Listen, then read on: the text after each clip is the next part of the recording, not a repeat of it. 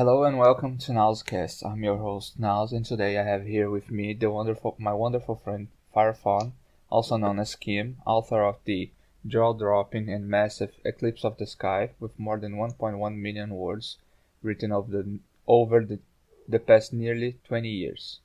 She has also dabbled in some Hafni with Eat Your Heart Out Robin Hood, in a fantastic take for a post-war non-icy Queen Daphne, and is now branching out into my personal favorite canon character, Luna, in her fresh thriller, Dead Zone. She is a cave lover, a wilderness EMT with a certification in lunacy, and owns a lethal weapon in the shape of a fluffy bunny. Thank you for joining us today this morning, Kim. How are you today? Oh, good morning, Nas. I'm good. Just having some coffee. How are you? I'm having some tea, and it's good. It's really good today. So let's get started. When did you get started with fan fiction as a reader? How old As a were reader? you? Yes. How old were you, and how did you which was your first fandom? Who showed you? I actually didn't know fan fiction existed when I started writing because I was God. 17 years old, and I didn't like the Harry Potter books. So I started writing an alternate version of them, and at that time I was doing a lot of competitive martial arts, so wasn't really online ever. I wound up writing this horrible story. It was awful, called Eclipse of the Sky. It was terrible. Just it for really reference, was. when was that? Yeah, it was. You were 17, horrible. but which years? Which book was it that you started? Oh, book 6. No. It was it was after book 5 came out, and there were a lot of issues I thought that the author left. I just thought it was really predictable. Like the Horcruxes, for example, even in book 5, they hadn't talked about Horcruxes, but it was pretty obvious where she was going with it. So yeah, I just got bored one day and started writing things in between lessons that I was teaching. Uh-huh. So yeah, I just wrote a bunch of stuff down, didn't post it for I think 2 years or something. And it was one of the first longer Harry Potter fan fictions that got posted. But I actually hadn't read anything when I started writing. Probably why I was so bad at writing. That is really, really weird. I didn't know that. I thought you started by reading, actually. No. I actually hadn't read any fan fiction probably until I had 20-some chapters of Eclipse done. Holy shit. And yeah. Well, when you did actually start writing, did you focus on anything, or just I want to do a better canon story, basically? Or did you focus on anything that would improve your writing by itself? No, it was mainly just complete and total boredom in between classes, to be honest. There wasn't any... I had no idea what I was doing. I literally had no concept of how to form plots. I had no concept of going back and actually editing stuff. It was truly, truly horrific writing. I did go back and cleaned it up a little bit when I put it on the Harry Potter fanfiction site, but even then, and even on a fanfiction net, and it was still really bad. I didn't ever go back and edit it until pretty recently, actually, in the past 2 years or the year before last year. I remember that vividly. Yeah, you helped edit a lot of it, so I appreciate you. Have I mentioned that? A lot. And now that you've been writing for so long, can you explain to us what is actually your writing process like? Do you spend a lot of time brainstorming ideas for the plot? Do you spend many times researching? How long do you actually write? Because I know you write very quickly if you can, and if you want to. So how is the process of actually writing for you today? So typically, in a given morning, typically when I wake up, I will do some writing if I have time to. It just really depends on my schedule and how busy I am. But I'll usually take at least an hour in the morning to try to write stuff. Mm-hmm. Time dependent. But in terms of coming up with plots, I won't start writing something. At least now I won't start writing something until I know how it's going to start and how it's going to end. Like Eat Your Heart Out Robin Hood and Dead Zone, I'm very well aware of what I'm planning to do for the entire plot, and I was aware of that as soon as I started writing it. And I'm holding myself for not getting spoilers because I really want to know. But I also don't want to know because I want to experience the feeling of a reader. Well, yeah, I don't, yeah, I'll try not to give you spoilers because you'll hunt me down, I'm sure. Yes. You've warned me of that. But yeah, ideas just kind of pop into my head usually when I'm doing active things, like if I'm outside hiking or if I'm backpacking or I'm caving or if we're canyoneering or something. I just get random ideas that pop into my head, or when I'm driving, actually. Oh, because we have commuting. to do a lot of. I heard a lot about like doing commute. Mm-hmm. Well, there's actually when you're doing very repetitive tasks or things that are very almost like muscle memory to an extent, your brain actually shifts into a different type of mode. Mm-hmm. So, and it allows your brain to kind of be a little bit more creative. That's why people tend to be very creative when they're listening to their favorite song or when they're in the shower or when they're driving. A lot of people will get ideas for things. And that there's actually there's like a whole fascinating subset of neuroscience behind that. It's actually, you should look it up at some point. It's really cool. Yes, I shall. Speaking of crazy ideas, how do you, and if does it influence, but the wireless EMT, and being a paramedic, has it influenced your writing at all? Like, how do you incorporate these skills that you have, this background that you have, into your stories, and how do you do research upon it for the stories or not? So, well, my background is I'm an EMT basic, but I also have advanced life support training because it's a separate cert on top of that. And then I'm also a wilderness EMT. Yes. And one of the things that really goaded me when I started reading fan fiction was how utterly abysmal most of the medical scenes were, because it's, if it's Harry Potter fan fiction, there's a lot of battles, there's a lot of fighting, people get injured, and most of the injuries I have found are so grossly unrealistic. And it's not the writer's fault, because they've just never seen injuries and they've never experienced what it's like to have somebody go through like a gross rehabilitative time frame after a serious injury. But most of the things I've read, the TV is basically just a romanticization of it. Yeah, and that for some reason, I can read just about anything, but that for some reason will really goad me. So when it comes to writing, I try to at least make injuries have consequences. Yes. And to have injuries at least have some type of treatment. I mean, obviously it's the, in quotes, magical world, so you can fix things a lot easier, but I like to at least have a little bit more degree of realism there, so yes. Probably influences it in that I just have a little bit more gore in my stories. Just a little bit. Just a shark. I'm just thinking about the zombie sharks. But yes, just a little bit. Hey, I like the zombie sharks. I do too. They were amazing. The whole plot was nice. Jesus Christ.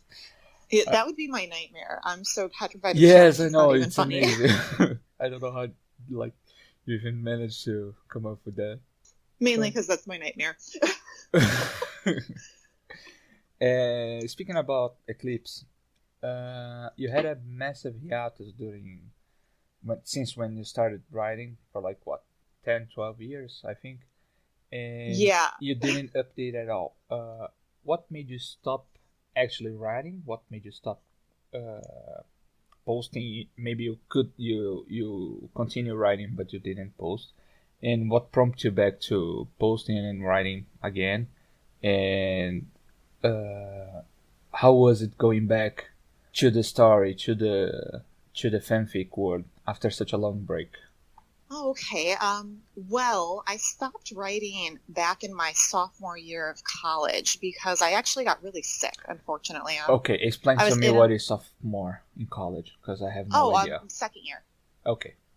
So, towards the end of the second year, I started having a lot of just weird medical stuff happening. I was getting really sick. I was getting put in the ICU. Doctors couldn't figure out what was wrong with me. It took over a year for them to figure it out at the time. So it wasn't exactly a a fun time frame. I actually had to drop out of college at the time, Oh. which was a real blow because I had, 3.9 grade point average. I was hoping to go into medical school. Yes. So it took me a while to go back. Wound up taking the MCAT and all of that fun stuff, Okay. but decided not to go that route. I had a couple physicians warn me against it actually because of just the sheer amount of paperwork and the malpractice insurance. Yes. And it didn't sound like something I was interested in because all I wanted to do was actually just have get my hands dirty and treat patients. Thus Yeah. the EMT Yeah. side, that's literally all you do is get your hands dirty and treat patients. But I got really sick for a while, so wound up stopping writing. Mm-hmm. While I was going through all of that stuff. In the interim, got married, got my college degree, just lots of fun stuff. Yes. Yeah. Then I came back to write for, I think it was over a decade later. I started to write again, and then my sister collapsed, and she was in the hospital, and she got a terminal diagnosis. So, that kind of ends any motivation you have to write when That's it's, okay, true. I could be. Yeah, so it was like, okay, I can spend time writing or I can spend time, trying to hang out with my family. So wound up doing that, and that was just a very long and debilitating illness. And then I kind of honestly forgot about it. And in the interim, my sister improved a little bit. We wound up moving cross-country. So we literally moved the equivalent of, say, from London to northern Africa. We moved over 2,000 miles across the U.S. So we moved from Ohio to Arizona. Mm-hmm. And yeah, and I joined a caving group and a research team that does research in the Grand Canyon National Park. So we actually were doing some research there, and I can't really go into details because you have to sign non-disclosure agreements on that. Yeah. But we were doing some research there, and while I was rappelling off of a cliff, I was just like, this is a really pretty view outside. And then I started getting some ideas for stories. And you kind of remember you had a story already. What's that? And you kind of remember that you had a story. Yeah, I kind of remembered that. And then what we were rappelling down to was a cave, and there was just a really, there's just this really narrow cliff. And I wound up spending hours sitting on this cliff while, different members of the team were moving about. And because I'm medical, so a lot of the times I will go in last and, just make sure everybody's good. But yeah, it was pretty interesting. So I wound up just jotting down a bunch of notes on my survey sketch pad on the back sheet of it. And then when I came back, I started writing again. And did you miss it during the whole time? Like, when you're not doing, you basically don't pay attention. But when you did go back to it, did you realize, oh man, I missed doing this a lot? Like, did you have that feeling, or it was just another hobby for you? Mixed feelings. So I missed the actual process of writing, sitting down at the computer and writing. Mm-hmm. That I enjoy. The interactions of the community, that was kind of a struggle when I came back, because I found that from when I had started writing, when most of the fan fiction community was very supportive of writers and very positive, and if people had feedback to give writers, they would frame it in a more positive way, or they would just, very politely say what they didn't like. Mm-hmm. When I came back to writing that second time, I found that it was a completely different ballgame. Most people are extremely negative, seem to have this, I don't even know how to describe it, but they seem to have this, feeling that they have some God-given right to yell at people over the internet, which concerns me about them on a psychological level, that they need therapy big time. But I did notice, especially on fanfiction.net, that that's a really huge issue. People just flame, they send nasty PMs. When I came back and started reading fanfiction, I'd look at people's reviews, and I would just see how horrible people were to each other. And then I started to experience it as well, and just thought, wow. So I definitely didn't miss anything of that nature, but I do miss the actual creativity and writing in that portion. Okay. It's really fun being on the other side of seeing how stories develop and seeing how simply a small idea can become a bigger thing. And that aspect of the writing, I do love it as well. It's really, really fun. Yeah, that part is definitely a lot of fun. You mentioned before that you edit a lot of your Eclipse. And it's really hard going back after so many years to edit stuff and to still string along a cohesive plot without messing up the time frames and the how do you say it? Without any errors of continuity. So how was it going back to the start of Eclipse and doing the editing for, like, how did you prepare yourself for not fucking it up? It was terrible. Oh, and Okay. I remember because I was agonizing to you and Charles and Ruben for hours because it was so unbelievably painful to have to go back. I never understood because Eclipse, when I started writing it, I was very young, had never written, so it frankly wasn't very good at all. Like, when people are like, oh yeah, I really hated your story, I'm like, yeah, I don't blame you. So did I when I came back and read it as an adult. That it was awful. So I rewrote the beginning of it, but what was challenging was not only did I have to do a complete rewrite of the first few chapters, but when I came back to writing, I just picked it right up where I had left off. Yes. And continued the plot. And the problem was I probably would have been better served to just have deleted everything and start it fresh, brand new, rather than just continuing off the literal same story on the same website. Because it changed a lot. You change so much as far as writing go in skill level. Yeah. And then I had to go back and try to match the writing styles. I was basically stuck with certain plot points that my late teenage self had thought, oh, this sounds like a fantastic, fabulous idea. We're going to run with it. Because at the time, those ideas weren't tropey because they hadn't been done before.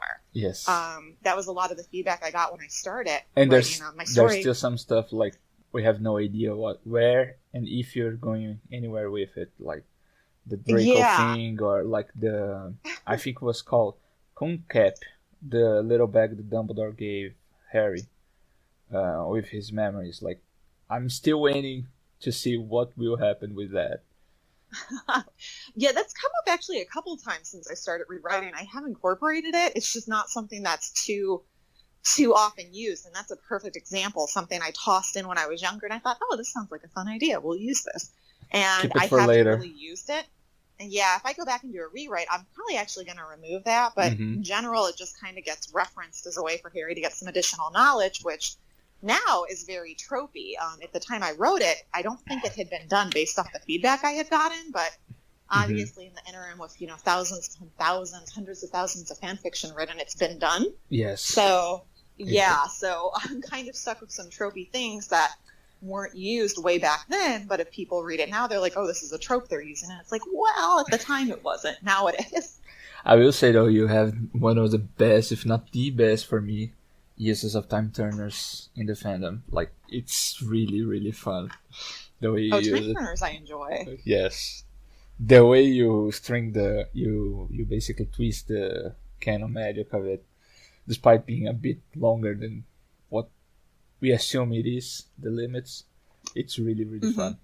Yeah, I always thought time turners were really cool. I just the concepts of, being able to time travel, I just find that unbelievably fascinating. Speaking of the long plots and long small things that you add for later, how do you maintain such a long plot with so many subplots in check? And how do you know where to go with Eclipse and after so many words? Like, how do you stay motivated to keep writing for so long after so many words? Like, it's amazing the sheer amount of the sheer size of it. Like, it's longer than the entire Harry Potter series. So how do you keep writing, know what you're doing, know where you need to go with everything you put in? So keeping track, actually, for me, keeping track really isn't that hard. The only thing that I really have to go back for if I've had to take a long break, like when the pandemic hit, because I do so much volunteer EMS, and I was working in a lot of the different tribal communities at the time because they got really, really hard hit here. Yes. I wound up needing to take a pretty decent sized break from writing just because I was, running myself ragged, volunteering everywhere on top of my day job. But when I came back, one of the things I would have to look up, because the characters will often reference dialogue that the other ones have used on them in the past, especially on Harry and Callie in Eclipse. they go back and forth and tease each other a lot. So I might forget the exact dialogue, so I'll have to go back and just check when I'm writing. Mm-hmm. Yeah, like when I'm writing, I'll often have an internet browser open so that I can go back and just check to make sure I'm not making a continuity error there, because believe me, there have been Eclipse being that long. Yes, I know. Yeah, there's been a few that I had to go back and fix, but for the most part, it's not very difficult to keep track, especially of most of the subplots and the larger plots, just because I've thought about them so much and been writing it for so long. When I started writing Eclipse, I had a pretty good idea of, where I wanted it to go and how it was going to end. Mm-hmm. So you have, 20 some years to kind of sit on something. You have a good idea of what you're writing. It's just like those tiny details that I forget. Just the bread in between. Yeah, exactly.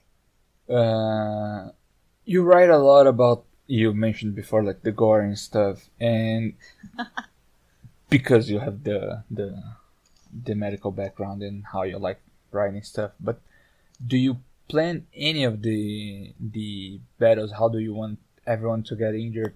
Do you pick and choose, or do you just go by random chance? Who dies, who lives? So that's... How do you decide the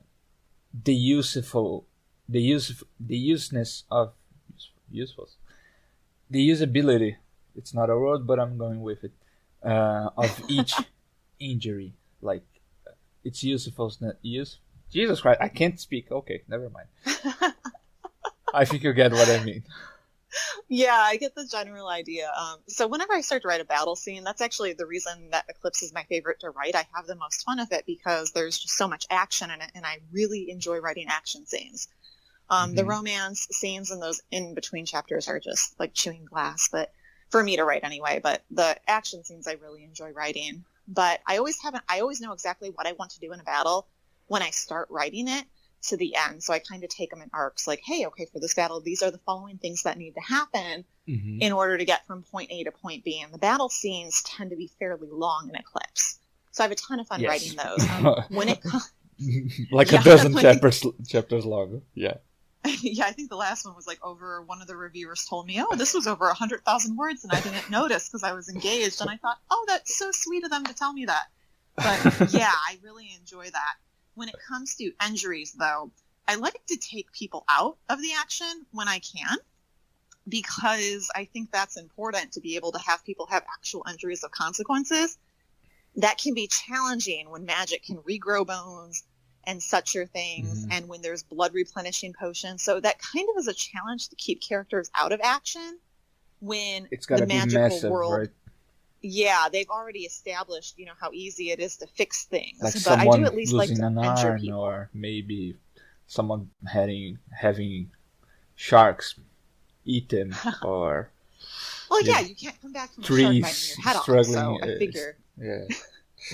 Yeah, so those I definitely enjoy. But in terms of like overall deaths in the series, one of the things that I've noticed just on EMS runs, for example, when people die, a lot of the times it is down to really just bad luck.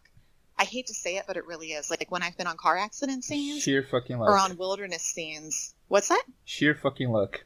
Yeah, and it really is. I mean, I've experienced it too, as it has my husband. We were on actually a research expedition. One of the research expeditions we were on one time, it required a rappel. My husband was rappelling, and a rock fell down towards him about 50 feet. If it had hit his head or his chest, he would have been dead on the scene. Fortunately, we're very well trained.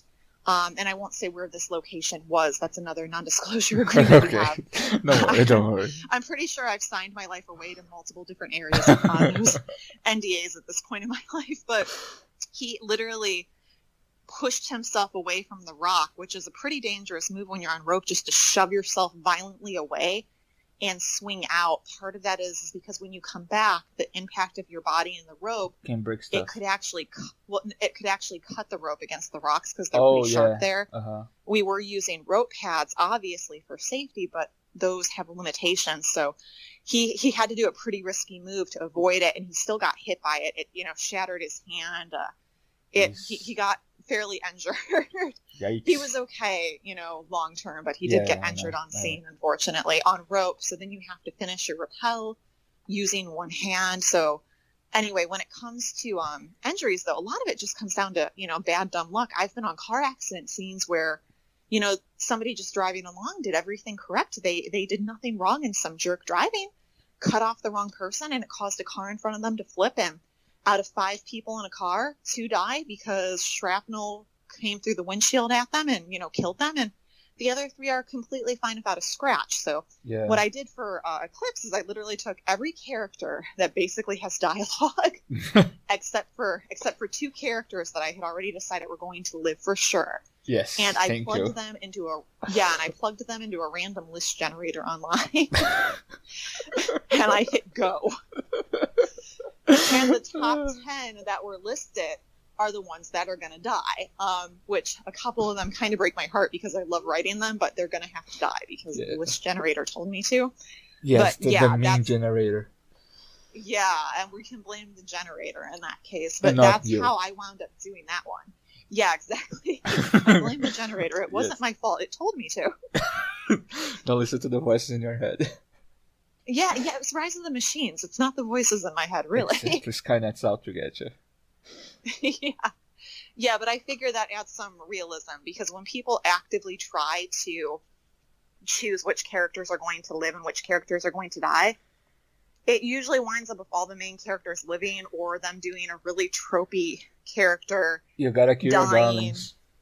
Yeah, and it's just like, no, I would rather it just be random. Yeah. Always kill your darlings if you like them too much. Yeah, a lot of writers I've seen, they will kill off one of the main characters right towards the end of it and just have a long, drawn out, dramatic crying death scene type of thing. Yeah, right as the second act is ending, to start the third act with a revenge bang. Yeah, and that's actually something that kind of drives me a little bit up the wall too when I see things like that, because I totally get waiting to kill main characters until the final scenes. But that is a regular thing in traditional writing, so it's ingrained to most people. It's annoying. I get you. Well, no. That obvious. Part I'm fine with. The part that I'm not fine with is how people tend to write grief. It tends to usually be over the top. Yeah. And I'm glad that a lot of the people writing have not had this experience of having to witness somebody grieving a sudden tragic death. I'm really glad they haven't had that experience. But I have unfortunately seen over and over again family members staring at the mangled body of another family member as they're trying to process that their quick trip to the store has suddenly turned deadly. So I've seen up close and personal many times how people actually react when they're presented with something like that. And what I have found is most fan fictions are not accurate in that sense at all. I mean, people will go catatonic, they'll scream, they'll freak out, they become almost violent, or again, the complete opposite of they're just catatonic, but they're usually not sitting there properly verbalizing and sobbing and lamenting the person's life instantly. There's usually that processing period where their neurons are just firing completely erratically and out of control because of the flood of hormones that they're getting as a result of witnessing something like that. So that's the part that kind of drives me a little batty when I read things. I'm glad people don't know how it actually happens, but personally I get real quiet and start thinking what's next? What should I do next? What's the next thing I need to do to solve this shit? Because for me that was it. That's actually a reaction I've seen in real life. There are some individuals who, when something truly, truly terrible happens, the only way they're able to actually survive that moment is they go into processing mode. I've literally seen a dad who has watched his wife be almost decapitated take his kid who had survived the crash, and even though you could tell he was ready to lose his shit, he just spoke in this eerily calm voice. And was like, okay, this is what we need to do. Son, we're going to go over here. He was completely, just grief-stricken, you could tell, but he went into that calm survival mode. So that's actually a very realistic reaction for some people. The best you can do. Yeah, exactly. It's they just have to go into that survival mode. Yeah. what's next? What's next? What's next? Backtracking a bit from this, depressing topic. What do you... This is why they don't invite EMTs to dinner. We bring the mood down, man. No, it's okay. It's okay. You also have amazing stories about it, like the cougar one. But that isn't actually an EMT. It's more like a Kim story. So yeah. Hey, Roy was very polite. He could have tried to eat me, and he didn't. Yeah, he was just chirping along. Yes. Yeah, he was just escorting me down the mountain because the boys were still climbing. Yes, poor mountain lion. What is your process when you have a good idea? What do you define as a good idea, and do you always stick to them, or do you scrap it sometimes? Like, do you have to work on the idea itself? Typically, I just write it down. I get ideas for things, and like pieces of dialogue will pop into my head, or just like almost like flashes of a potential scene, almost like a little movie in my head. And then I just sit and I write it down, and it kind of just comes out. I don't have to really sit there and go into like nuanced detail. I don't go onto a computer and make some detailed outline of things. That I think would take the fun out of it for me, because I enjoy just sitting down and writing. So yeah, if I like an idea, I tend to write it. Eclipse is over 1 million words, so clearly I'm very bad at throwing away ideas. I'm discerning. At some point, I will learn how to be, I will learn the value of brevity in writing, but right now I haven't learned that. Well, Dead Zone is supposed to be concise. Yeah, Dead Zone is probably going to be maybe 10 chapters. I'm almost done with chapter 4. 10 chapters of 17k words is not very concise. No, it's not. But the overall plot's a lot shorter because it's just a very simple murder mystery plot. Yes. I actually planned a sequel to it already. I'm terrible. Oh, I did not know that. Nice. Yeah, I'm absolutely terrible. An idea popped into my head when we were actually in the desert last weekend. Oh boy. We were hunting for geoglyphs. And I'm like, oh, that would be a really good follow-up to that. Yeah. I'm not going to do that, though, until either Eclipse or Robin is done. I'm going to finish Dead Zone, and then I'm going to sit on that until I'm done with one of those other two. Speaking of Dead Zone, I really like Dead Zone because, I usually hate, hate is a strong word. According to Petri, I'm not supposed to call hate if I don't actually have a visceral reaction to the thing. I usually dislike a lot of cop stuff, like cop buddies or police drama. I usually get bored by it. It's always usually so much predictive and predictive is not the word. It's predictable. Thank you. So I usually see this is what happens, this is what will happen. Then I read, oh, that's what happened. So why did I read? But I have no idea what's going on Dead Zone, and I love that. Because I love mysteries when I don't know what's going on. Especially the dark thing in the outside in the desert. That's amazing. It's very spooky, very chill.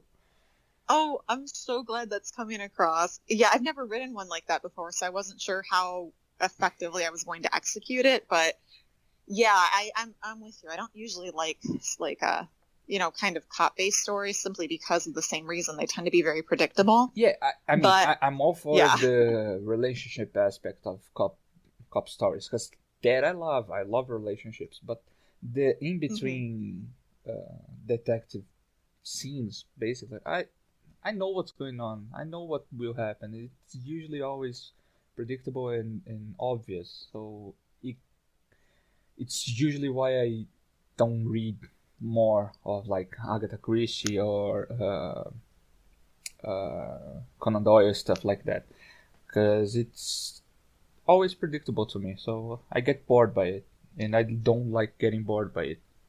So totally with you on that. I don't read shit like that, stuff like that. So yeah, but I know a bit how you wanted to start Dead Zones, but I think I never asked you about Robin. How did you come up with Robin? Because actually Robin was the reason why we started talking. in the first place, if I recall correctly. Because like we you were mentioned talking on DM or something. Yeah, you mentioned on an action on Author's Note that you had a new Daphne fic to write, and I got super excited, and that's how it all started. But like, where did the idea for Robin came? It was kind of a 1-2 punch. I'd never read a single story of Harry and Daphne ever, and then I read one, and it was so predictable that it kind of drove me up a wall. And the characters in it, here's the thing, it was very well written. The writer was very talented, but the characters in it, Harry was oblivious, and Daphne was just a pushover wallflower who, like, if I met the girl in real life, I probably would have punched her in the face because of how she was allowing the main guy to treat her without having a backbone. Like, the characters actively annoyed me. So the writer did an amazing job of that story because it pissed me off in a good way, though. Like, I was engaged. I read the whole story. But I hadn't been that pissed off by characters being stupid in a really long time. And I'd been kind of getting also annoyed when I was reading stories with how badly done any kind of weather events were. Like, you don't really see those in fan fiction, almost never. It's really rare. Yeah, but on the rare occasion that you do, they're usually botched. I don't think people realize how dangerous weather events are. I've been in tornadoes. I've been in an earthquake. I've been in different weather events, and they are not just an easy run-of-the-mill thing. I mean, I've been in a flash flood. Like, I know what these things are like from very upfront and close personal experience. And I thought it would be a lot of fun to actually have a story. I'm scared shitless of tornadoes, by the way. I just wanted to tell you. That was centered around events or centered around very cataclysmic type of things.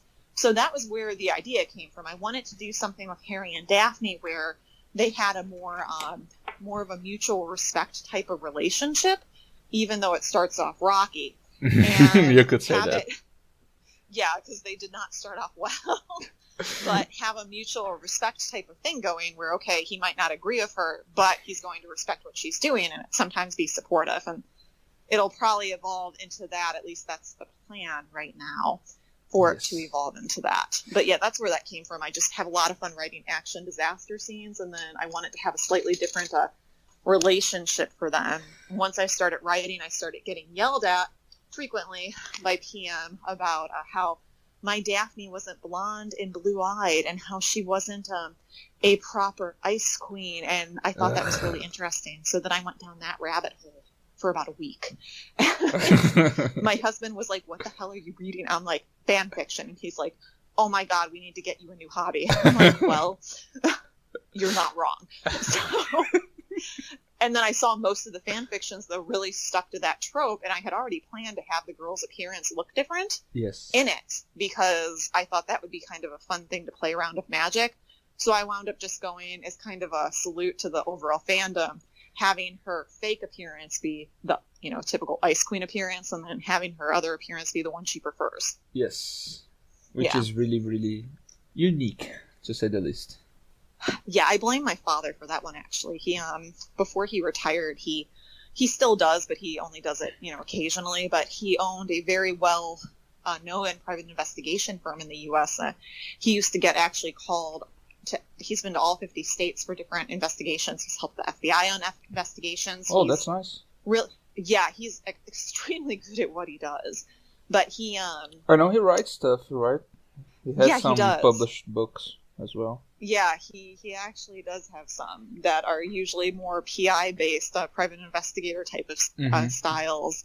And so I kind of blame him a little bit for Dead Sun too, actually, come to think of it. But for Daphne's appearance changing, though, I can really kind of blame him, because I spent a lot of my early years helping him with his business when we had to go on different assignments. You would not believe the things that people will tell a cute 20-year-old or 21-year-old when she strolls into a bar and sits down and flirts with somebody. And I would just, kind of alter my appearance just a little bit every time.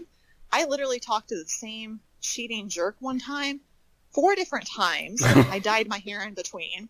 One time I wore a wig. That was fun.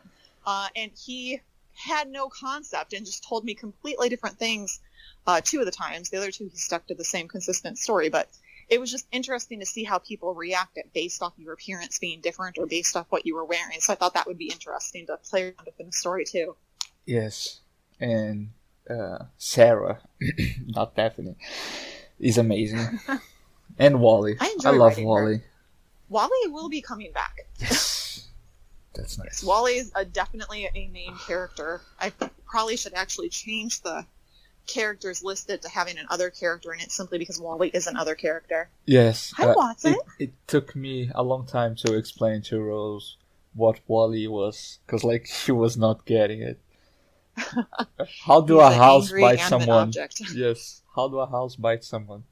And besides that, Zone, you mentioned that you had the sequel that you plan maybe doing it, but do you have any other ideas for any future projects, or just finish? I do. Yes. Yeah, I do. Just because I enjoy writing, I don't see writing being something I ever plan on stopping doing. Mm-hmm. But whether I post it online or not depends on if the overall fan fiction community continues to be jerks to writers. I'm when trying my best people to stop that. Yeah, people, I've been kind of on a campaign to stop it. People have actually stopped harassing me simply because I bite back, because I'm not a teenager with no self-esteem. And they're like, oh, we can't troll her. It doesn't work. Yeah, congratulations. It doesn't work. But there are a lot of people who have outreached me, and the things that have been said to them are just absolutely horrific. So for me, I'm always going to continue writing, but whether I keep posting or not, or what sites I post on, that may change.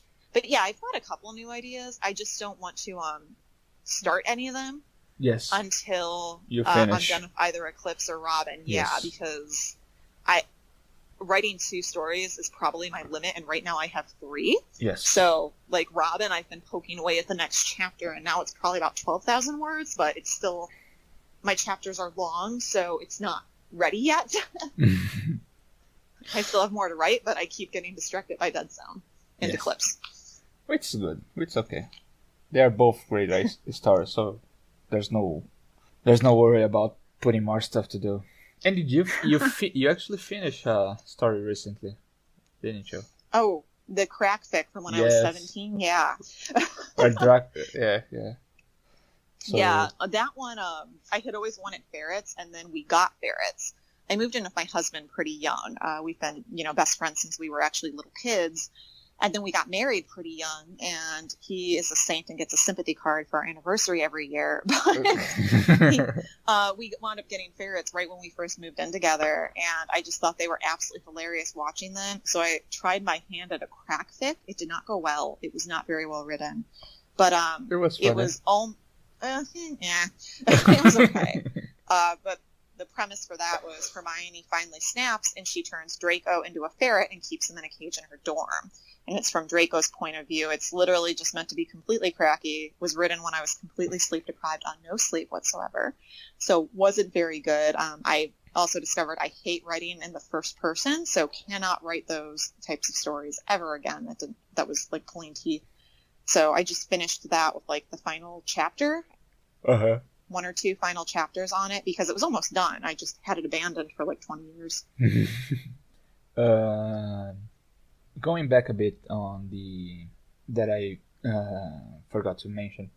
Do you have any tips for anyone who wants to write better death and better battle scenes? Research. Literally go and research. It is, I'll be quite honest, it's very difficult, I think, for people to get a good idea of what death looks like if they've never seen it. And but what do you consider proper research for, like, someone who has never done any research? Like, you can't simply just check in Google and say, what is death like? You'll probably get that's what I mean. It's kind of difficult. I'd recommend outreaching people and talking to people who are in that type of industry, who are in the medical field or who are in some kind of trauma.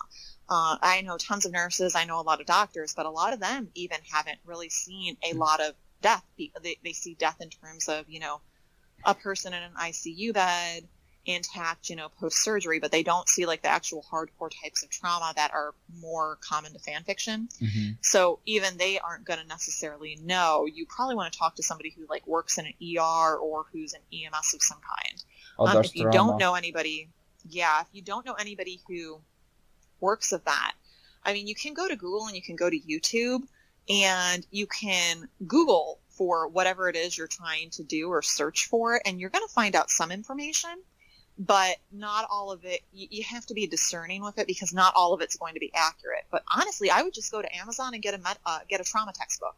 Literally get an old out-of-date trauma textbook, and they have pictures and they have descriptions of things you're going to see when you're treating somebody.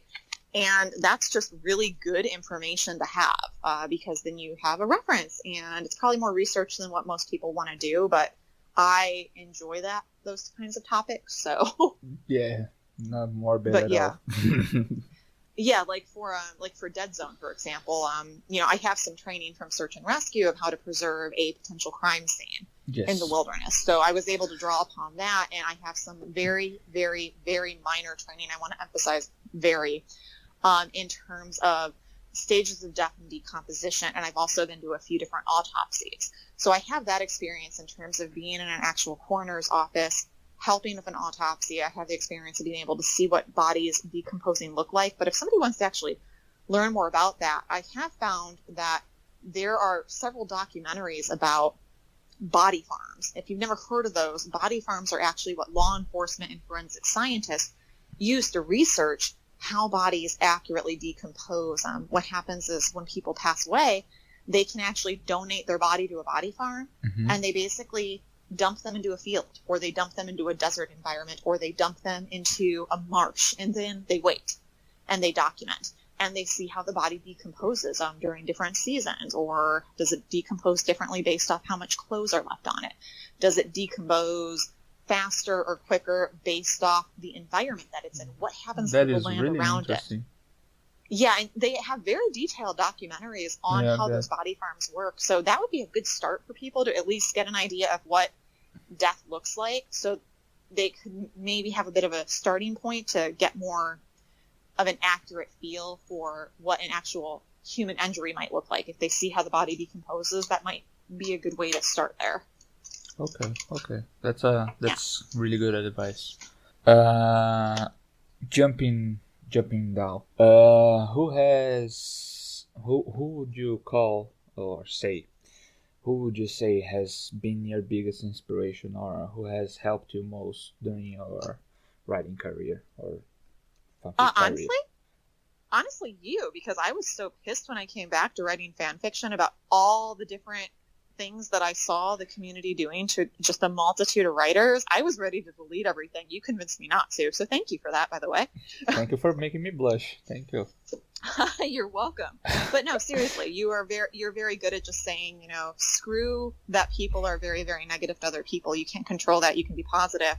And you're also very good at giving pep talks to people when they're in a bad mood. So yeah, you've been extremely helpful with that. Thank you. You're welcome. I appreciate you hardcore. Okay, I did not expect that. I was more like thinking about like authors that inspired you to write or stuff like that. I like Stephen King a lot. Thus the name of my story, Dead Zone. It's kind of a tribute to him because he has a story called The Dead Zone, but it's his is very, very different. It's like a psychological thriller. But I liked the name, so that's kind of a tip of the hat to him.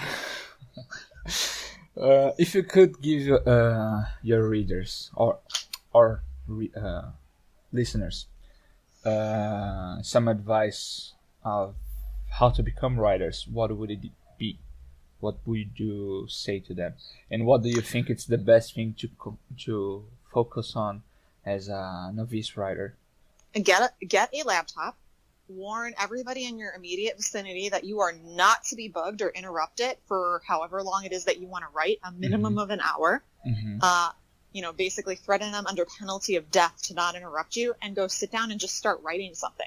Anything. Doesn't matter what it is. It'll probably suck at first if you don't have an idea of where you want to go or haven't written before. And I say that from experience because my writing sucked to start with. Really, really bad. But just write something and then go back, and edit it. Sometimes you need what's called like a cooling off period. So like if you write a bunch of stuff, you put it and down. you think, yeah, like don't post it quite yet unless you don't mind, unless you've gotten so comfortable with like your writing style that you're comfortable with it. But sometimes I'll write stuff and I'll sit on it for, a week or so, and then I'll go back and read it to see if it's something that completely sucks or if it's something that I'm okay with posting. Mm-hmm. And that really, really helps. So yeah, just basically have quiet time. Don't have interruptions. Don't have the TV on. And if you live in a house with a bunch of other people who are loud and noisy, put headphones in with like some white noise, like rain or sounds of the ocean, something that just becomes dull background noise but will block out the other noise. Okay, that's good advice. Yeah. And yeah, I can't write if there's extraneous noise. Like it makes me irritated. I like some chill music for myself. Do you have any recommendation as far as stories goes that you might want people to read that they haven't read? There's a lot of stories on the fan fiction site that people have not read very much of. Was not expecting that. Sorry, let me pull this up here. Sorry. No, you're totally good. There's just a lot of stories that are really, really underrated, especially on fanfiction.net. I've noticed that people, and I don't quite understand it, but I've noticed like a Hafni story, for example, people will worship those. Oh, yes. It doesn't matter if they're any good or not. Hafni fans are yeah, but it doesn't matter if they're any good or not. It's really weird. And now a lot of them are good, don't get me wrong, but there's a lot that just aren't very good. People love them. But then there's other stories that are just absolutely amazing that people just ignore, and I don't understand why. There's this one, George, and it's another character. Yeah, another character. I'm trying to find it on my account here. I read that one. But and that one's it's one of the most underrated stories I've ever seen. I think it only had when I found it, I think it only had a couple reviews. And that I found unbelievably irritating because it's just so damn good. It's a story about George after Fred dies. Hermione's trying to cheer him up, and she gives him a book about a girl who dies very tragically and very suddenly and very unexpectedly. Like her life gets cut down very, very quickly. And George, and she thinks it'll help George, to be able to process his grief and help him get over Fred's death. And the issue is it does the exact opposite. George goes, oh, well, I can fix that. Let's make a potion so I can go into the actual book and save that bitch. And that's exactly what George does. And it's written from the point of view of the other character who's just a normal, everyday student at a Muggle university. Yes. And it's really she thinks this guy... Yeah, and she thinks this guy is nuts until he has to save her life. And it's absolutely amazing. And I'm trying to find it. I think I had it Change somewhere. My Ending. It's called Change My Ending. By who? That's what I'm trying to find. I think it's RJZ, but I could be wrong. The problem is I have so many favorites. I now have 4 different... Oh, Change Your Ending by RJZ. RJASEY. Okay. Yeah, it only has 15 reviews. It's 58,000 words, and I think that I am over half of the reviews for it. And it's incredible writing. It's very well edited. It's very creative. I've never seen that done before in fan fiction. And for some reason, people have not read it because there's another character in it, and that's really, really annoying. Same thing for SI Fix. People don't, in the Harry Potter fandom, they usually don't read some types of pairings or tropes. They simply will not read it. It's really rare for that to happen, which is why I loved so much Eclipse, because OC are my favorite kind of characters. So when I found it, Eclipse was about 600,000 words, so it was really big, but not 1.1 million big. So I had a lot of words to enjoy, and OC that I loved.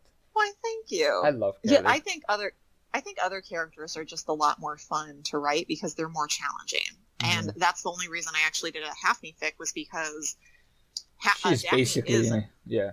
yeah, and people, I think, She's a tabula really get hung rasa. up on the fandom, but she really is another character because we don't have much information on her. Yeah. She is a blank Yeah, slate with a name, basically. exactly. Yeah, and that, I think, allows a writer a lot more creativity for that. I don't think I'll ever write a story that doesn't have other characters as a very main component of them. I mean, yeah. I really hope people will stop writing Ice Queen Daphne's, because, like, it gets boring. And I've read that, so many Daphne fics. Yeah, I think that, it might be the challenge for some people too, though. Like, they're like, okay, I'm going to have a different spin on the Ice Queen, and it might just be like a literary challenge for them to try to write it. That's okay. If you and want to make it subvert the trope, sure, that's fine. Mhm. That's fun, actually. But, like, actually writing a pure blood princess, Ice Queen, non-muggle hater, that calls Draco a... what they usually say? Like a dipshit or something.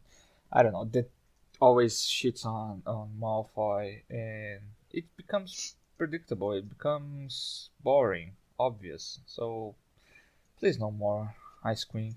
Please no more. Yeah, agreed.